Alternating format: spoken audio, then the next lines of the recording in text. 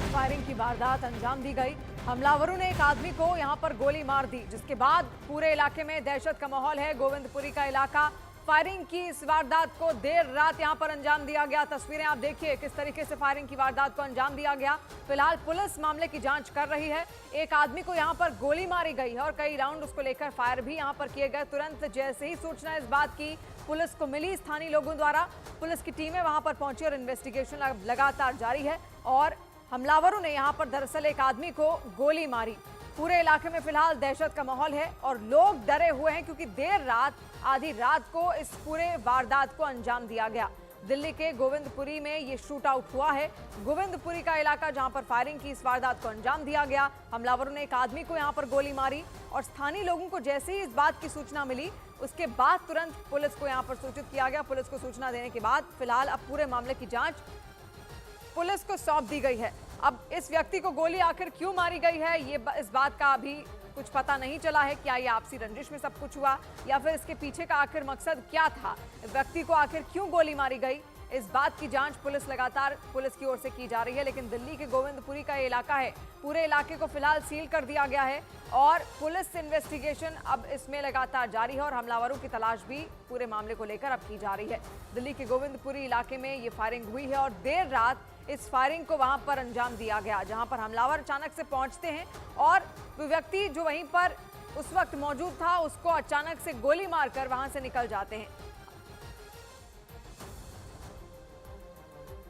तो तस्वीरें आप देख रहे हैं दिल्ली के गोविंदपुरी इलाके की। दिल्ली के गोविंदपुरी इलाके में फायरिंग की इस वारदात को अंजाम दिया गया है। ये शूट आउट देर रात का बताया जा रहा है। देर रात जब ये शूट आउट हुआ तो अचानक से लोग भी सहम गए, क्योंकि गोलियों की तड़तड़ाहट की आवाज वहां पर आई और हमलावरों ने यहां पर एक आदमी को गोली मारी और वो वहां से निकल गए। हालांकि आखिर ये आपसी रंजिश के तहत सब कुछ हुआ या फिर उन हमलावरों का मकसद क्या था, उस व्यक्ति को आखिर गोली क्यों मारी गई, क्या वो उसको मारने के मकसद से ही वहां पर पहुंचे थे, इसके पीछे का जो मकसद है अब उसको लेकर जांच पुलिस की ओर से लगातार यहां पर की जा रही है। लेकिन आप देख सकते हैं, इससे ये भी समझा जा सकता है कि बदमाश आखिर कितने निडर होकर घूम रहे हैं, जो हमलावर हैं वो आखिर कितने निडर होकर घूम रहे हैं। आधी रात को इस वारदात को उनकी ओर से अंजाम दिया जाता है।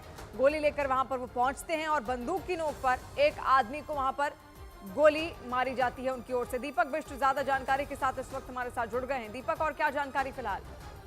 देखिए, दिल्ली पुलिस जो है रात को जो 9 साढ़े 9 बजे की घटना है, उसके बाद जो इलाका है उसमें सीसीटीवी फुटेज खंगाल रही है, क्योंकि जो जिस शख्स को गोली मारी गई है उसको वेंडर बताया जा रहा है। आइसक्रीम वेंडर था जो वहां पर खड़ा था, लेकिन क्या वेंडर को ही टारगेट करना था, किसी और को टारगेट करना था, इसके बारे में दिल्ली पुलिस जांच कर रही है।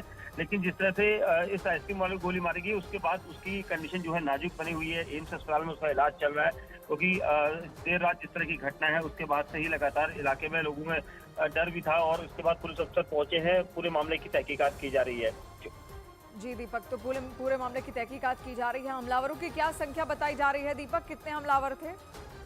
देखिए, अभी तक ये कहा जा रहा है कि 1 से 2 हमलावर हो सकते हैं। पुलिस का कहना है कि क्योंकि रात को अंधेरा था और उस वक्त जिस वक्त जो मृतक जो घायल है विजय मौर्य, उसको जिसने गोली मारी थी उसके बाद वो फरार हुए थे, तो 1 शख्स या 2 शख्स, और इसलिए सीसीटीवी फुटेज खंगाल कर ये तस्दीक की जा रही है कि घायल को गोली मारने वाले कितने लोग हो सकते हैं। तो ये सारी चीजें, क्या रंजिशन इस पूरी वारदात को अंजाम दिया गया या अचानक सडनली? तो अभी ये बात भी स्पष्ट नहीं है कि आखिर जो हमलावर थे उनकी संख्या क्या थी और क्या मकसद था गोली मारने का इस व्यक्ति को, क्योंकि ये आइसक्रीम का आप ठेला भी यहाँ पर देखेंगे, आइसक्रीम का एक स्टॉल यहाँ पर लगा हुआ है और ये वेंडर ही बताया जा रहा है जिसको ये गोली लगी है।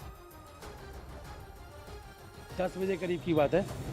यहाँ गोली चली है, हम पल्ली रोड पर खड़े थे तो यहाँ गोली चली, हम भाग के यहाँ पर आए तो देखा बंदे को गोली लगी थी, वो बंदा गिरा हुआ था और पब्लिक बहुत थी, कोई मदद नहीं करती। हमने 100 नंबर कॉल करी, फिर 100 नंबर वाला आए, उसे उठा के ले गए और फिर वो बंदे को मार के गोली भाग के